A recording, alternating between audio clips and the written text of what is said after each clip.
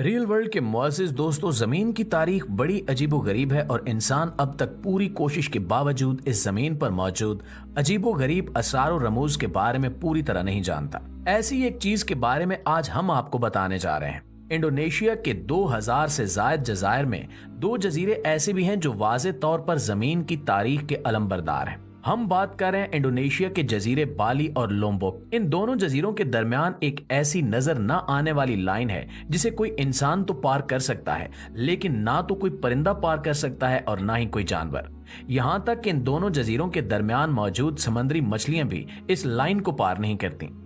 ये नजर न आने वाली लाइन, जिसे वायलेस लाइन कहा जाता है, अपने आप में एक बड़ा ही अजीबोगरीब राज है, जिसके बारे में कुछ अरसा पहले तक साइंसदानों को बिल्कुल भी इल्म नहीं था। इस अजीबोगरीब लाइन के दोनों तरफ मौजूद परिंदे, जानवर और मछलियां तक एक दूसरे से बिल्कुल अलग हैं।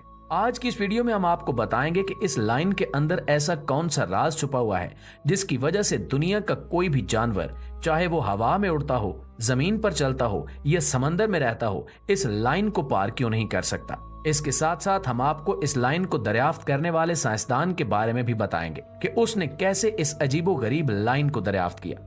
तो आइए आज की इस वीडियो का आगाज करते हैं। नाज़रीन, ये बात है 1823 के इंग्लिस्तान की, जिसे हम बरतानिया के नाम से जानते हैं। 1823 में इंग्लैंड में एक बच्चा पैदा हुआ जिसका नाम अल्फ्रेड रसल वालेस था। अल्फ्रेड वालेस के वालिद एक कार्टोग्राफर थे, यानी वो दुनिया का नक्शा बनाया करते थे, और इसी वजह से इन्हें दुनिया भर का नक्शा बनाने के लिए हुकूमत की जानिब से लंबे लंबे सफरों पर जाना पड़ता था। सफर पर जाने के लिए इन्हें अखराजात तो दिए जाते थे, लेकिन इनका अपना मुआवजा काफी कम था, जिसकी वजह से वो अपने बेटे अल्फ्रेड रसल को तालीम नहीं दिलवा सके और इन्हें अपने बेटे को स्कूल से हटाना पड़ा। स्कूल छोड़ने के बाद रसल ने सोचा कि मैं अपने वालिद के साथ ही कार्टोग्राफी के काम में शामिल हो जाता हूं, और ये फैसला रसल की जिंदगी पूरी तरह से बदलने वाला था। अल्फ्रेड रसल ने वालिद के साथ पूरी दुनिया का सफर करना शुरू कर दिया। उस जमाने में इंसान के पास इतनी ज्यादा जदीद टेक्नोलॉजी मौजूद नहीं थी, इसलिए नक्शे घूम फिर कर अंदाजे से बनाए जाते थे। अल्फ्रेड जब अपने वालिद के साथ इस काम में शामिल हुआ तो वो इस दुनिया में फैली हुई कुदरती खूबसूरती का आशिक हो गया।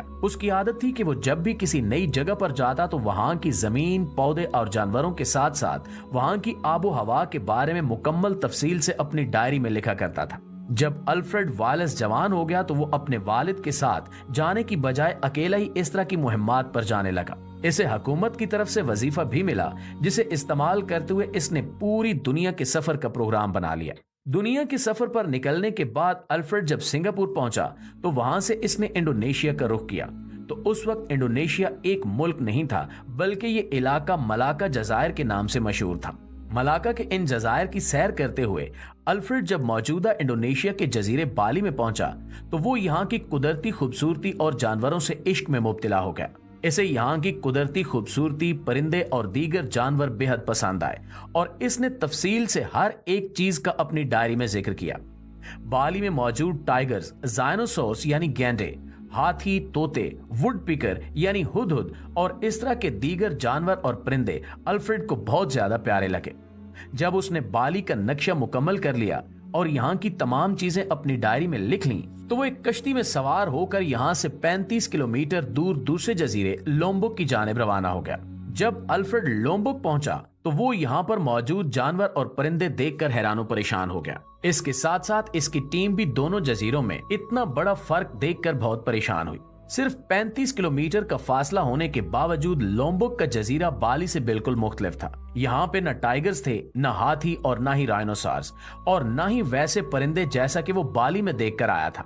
लोम्बोक के जजीरे पर कैंगरूज दंदनाते फिर रहे थे, कमोडो ड्रैगन जैसे खूनखार जानवर थे और क्वालास जैसे खूबसूरत मैमल्स भी थे।